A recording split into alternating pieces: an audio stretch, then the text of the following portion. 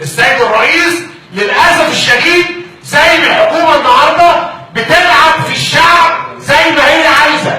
احنا كنواب احنا اللي عايشين في وسط الناس، احنا تعبنا يا فندم، احنا مش عارفين نوري وشنا فين مع الناس.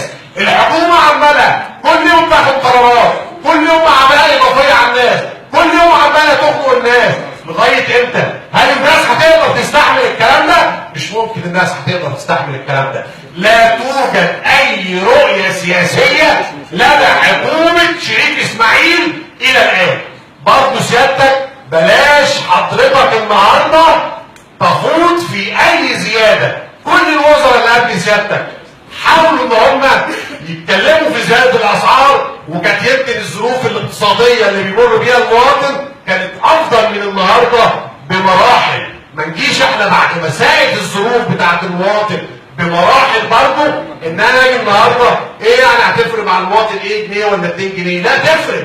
تفرق مع رب اسره ومراته وعنده ولدين 3 في الجامعه 5 افراد، لو زاد عليهم جنيه ولا 2 جنيه يبقى عايز كل شهر 400 500 جنيه. مين يا فندم اسره بسيطه النهارده اقدر ان انا اقول لها النهارده خدي عبء اضافي 400 500 جنيه في الشهر؟ والله العظيم 3 الناس ملاقيه تاكل، والله العظيم 3 الناس بتبات من غير عشاء النهارده، الناس بتمشي على رجليها عشان معهاش فلوس تركب عربيه. احد المسؤولين المهمين برضه وقالوا النهارده قدامي مع الساده النواب قال لك ايه يعني لما نرفع اسعار التذاكر المترو جنيه ولا 2 جنيه؟ ده الناس بتركب التوك توك ب5 جنيه.